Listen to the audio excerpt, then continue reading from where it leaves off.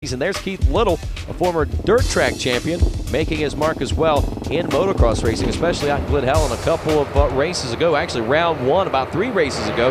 But here we go with the drop of the gate, and we're off and rolling here in Acheconne Pro Moto number 1. Who's going to get credit for the ATV Hole Shot Award?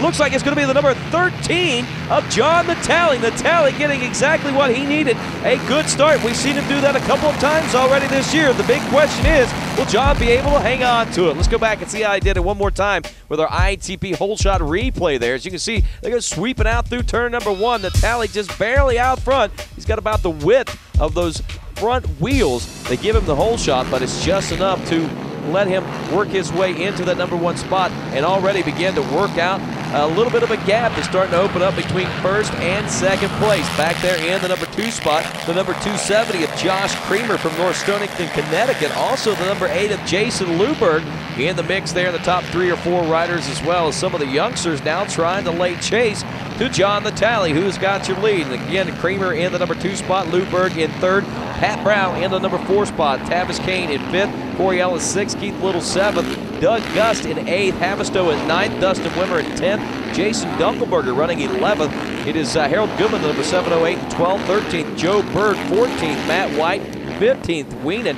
16th is Jeremiah Jones, Steve Runkleback at 17th, Arno in 18th, Spader 19th, and Jeremy Lawson, who won the qualifier, running back in a 20th place position here on the opening lap. And some of those big names way back in the pack right now to open things up here in this first moto, giving John Natale some big breathing room there. One of those including the number 7 of Joe Bird, who is your points leader after 3 rounds of racing, heading here into this 4th round at Acheconne in the ITP Moose Racing ATV National Motocross Series. So this could be a big relief for John Natale. If things work in his favor, he might see himself either moving into or close to moving into the number 1 spot in the points chase before this race day is all said and done. And I know that's where John Natale would like to be. And right now it looks like we are seeing the John Natale of days of old, at least from the year 2005, as he is out front, and this could spell disaster for the rest of the crew.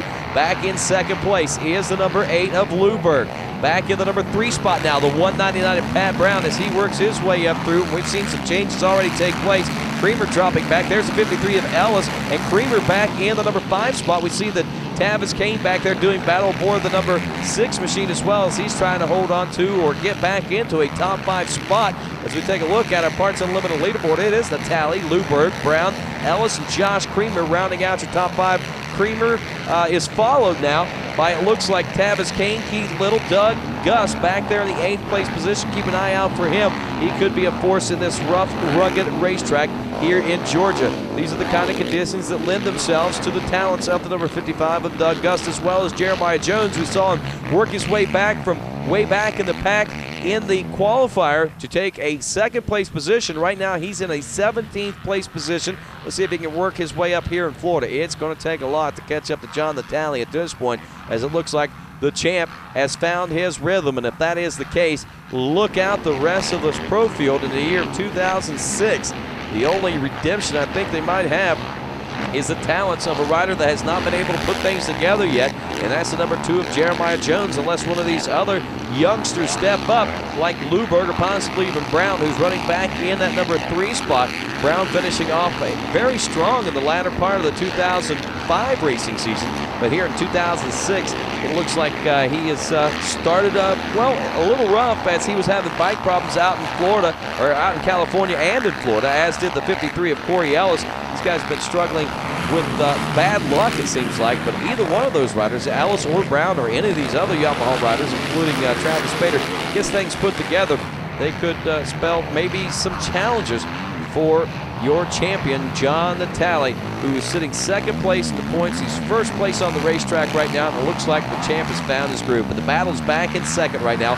Luberg and the 199 of Pat Brown are pretty much hitched up and battling it out for that number 2 spot, and that's given Natale the opportunity to stretch things out even more, and that is what he is looking for on this cool day here in Georgia. I know that heat has been a factor in some of the other races that we've been to. At least in Florida, it was a little warmer down there, and Natale seemed to tire from the heat down there, but with the cooler temperatures here in Florida only a week later, it's starting to lend itself to John Natale's riding style. So the cooler temperatures obviously seem to be the better conditions for the champ. Luberg stretching things out in second. Still Brown back in the number 2 spot.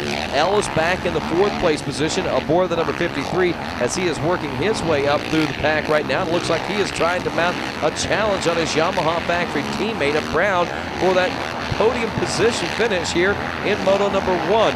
But we've got a ways to go before those checkers come out. We could get to see a lot of great battling. Looks like Brown having problems with those berms once again as he tries to slide that rear end around, but when he does, it kind of gets caught up in those berms. And that's what cost him some time in the qualifier earlier in Saturday's racing action, and might be what might be costing him some time here in his first moto of racing as he's trying to reel in the number 8 of Luberg and fend off the 53 of Corey Ellis right now as we are only into lap number 4. We're nearing the halfway point of this first moto of racing. This is a 20-minute plus 1 lap moto.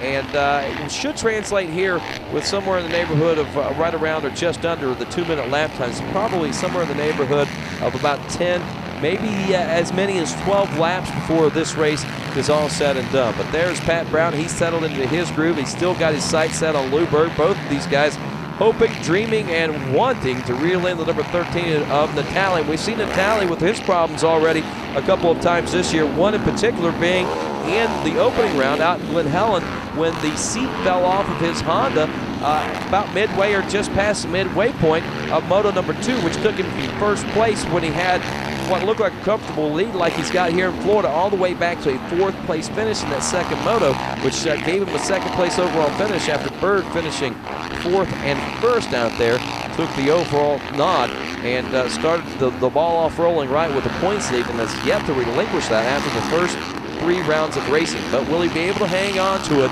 after the 4th round? I know Bird is trying to work his way up through the pack right now, and when we last checked in with him, he was running back in about a 12th place position. Now as we look back a little further, see Tavis Kane now feeling some pressure from what looks like to be the 270 now of Creamer, but will that be the case throughout the rest of this motos? They head through the mechanics area, get in the pit board, catch him, and here comes Pat Brown now. Brown is starting to challenge Luberg. We could see a battle for second. Meanwhile, he's being pushed by his Yamaha teammate of Corey Ellis back there. Both those guys running those ITP tires, hooking up tight here in the sands of Georgia now and putting the pressure on Luberg. We're seeing a 3-way battle begin to develop for this 2nd place position, and if Luberg is not careful, he could find himself from 2nd to a 4th place position in the blink of an eye, especially if he opens the door for one rider. The other rider's going to try to sneak under, and look at this. It may not be much of a reason for these riders to have to try to sneak by. All they got to do is wait for that machine to blow, because we're beginning to see some smoke or steam come from the number 8 of Jason Luberg, and what a tough break for him. Maybe that's the reason Luberg was beginning to slow his pace down just a little bit, allowing the opportunity for the 199 of Brown to reel him back in and look like start to mount a challenge. But Luberg is holding on as much and as hard as he can right now to try to hang on to that 2nd place position. Ellis still back and forth. Kane has moved back into a 5th place position. Doug Gus has worked up into 6th. Havistow in 7th. Wimmer 8th. Harold Goodman in 9th. And now Joe Bird has worked into a 10th place position. So Bird now is a part of the top 10. But all eyes are on this battle up front for 2nd place position, wondering how long is Jason Luberg's machine going to be able to hold on. Is it steam? And is it going to overheat? And how long is it going to take for that to happen? I know that the guys in the pits there are pretty worried for that number 8 machine. Meanwhile, I'm sure that Pat Brown and Corey Ellis are getting the pit board saying, don't push it. It's going to come to you. It will only take time. So they're going to sit back and see what happens with that number 8. Meanwhile, John Natale is going to continue to stretch things out here, and he's looking at several seconds of a gap between himself and 2nd place. Let's say, I think at this point in the race, we're about 7 seconds, maybe 8 seconds between 1st and 2nd place, and that's just the tip of the iceberg. If Natale wicks it up here in the latter part of this moto, could become even a wider gap than that. But we've seen Natale tire already in this 2006 racing season. Is that what's going to be the case here in this first moto? The temperatures were a little warmer when we seen Natale tiring only a week ago, and we've seen it happen a couple of times to Natale. Even in Texas, he was having some problems. A little cooler there, but again, you know, he got things worked out, and it seems like he's got them really dialed in here. Look at this. Here comes Ellis now, still on the back wheels of Pat Brown, but he gets around, and now Brown is watching this one all unfold from back there, and he is challenging the number 8 of Luberg. But look at this, Luberg is not smoking nearly as much. Maybe it was a broken water line. Maybe it's ran out of water. No, there's the steam coming back out of it again, or smoke.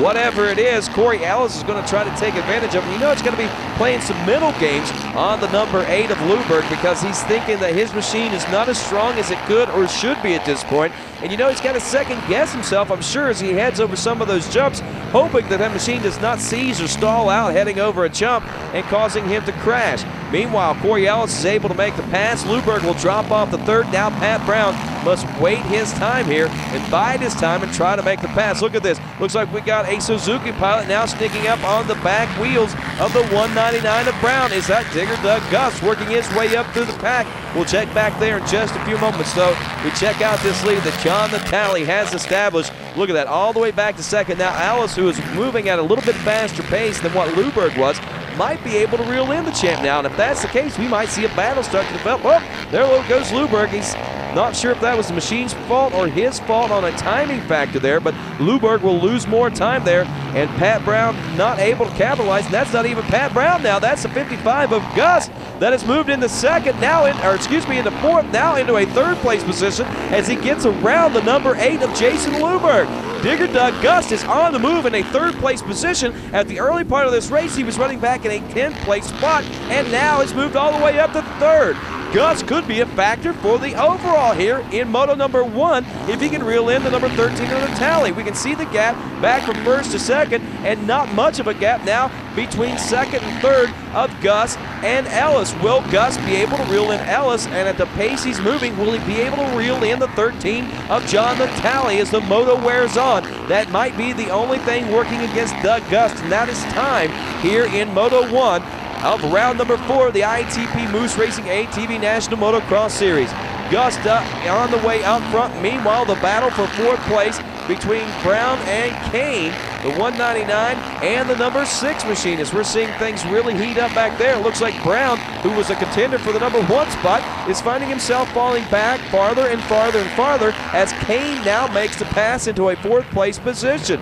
Natale, who was being threatened by him early in the moto, feels no pressure from anyone, at least at this point. Through the mechanics area, he goes now. Here comes Ellis now aboard the number 53 machine. Again, Ellis, another rider that has been plagued with bad luck in the early part of this season. A rider that has made bad luck to good luck, the 55 of Digger Doug Gus, as he is, sometimes he gets a good start, sometimes he doesn't. Got a mid-pack start that time around and is now up to third. Look at this, Joe Bird, who was back about 12th to 14th, moved up to 10th, has now passed into an 8th place position, and this is going to better his chances whenever the overalls are factored out at the end of Moto 2 if he can score a better finish in that second moto. But again, this race is not over. Joe Bird could find himself possibly up to a top 5 position before it's said and done here today, as we've already seen a lot of wild things take place. We've seen Jason Luberg, who was a really strong front runner there in the early part of the moto, faded back at what looked like to be due to bike problems as the steam or the smoke was coming from that machine. And there he is again. Luberg has fallen even further back, and it looks like the machine is giving him even more problems than it was earlier. So Luberg, who was could have been riding on a great boost of confidence with a strong finish here in this first moto in this 4th round of racing, may be finding himself behind the 8 ball, and it's going to be tough to get those spirits lifted up to come out here in this second moto and try to prove to himself and the rest of the world that, hey, he deserves to be out there battling up front. But when you have problems like this take place, it's tough to overcome those. It becomes a mental game as much as a physical game as the day wears on. And speaking of physical games, check out the physicalness that these riders are being put through, the challenge, the torture that they're being put through out here as this track is roughening up. As this moto wears on, we're seeing braking bumps and acceleration bumps, and we're seeing lots of ruts begin to develop out there. And each one of those ruts has their own braking and acceleration bumps, and it makes it rougher and rougher. And it has got to be very demanding on these riders and their overall endurance here. And the tally, you can see, though he's still out front and maybe beginning to tire just a little bit, even here in the cooler temperatures of Florida. Meanwhile, Digger Doug Gus, who comes from the cool state of Wisconsin, I'm sure it was probably snowing before he even left to come down south for this race here in Georgia, is now battling what would be a lot warmer conditions than what he's used to, but it doesn't seem to matter what the conditions. Doug Gus does exactly what his nickname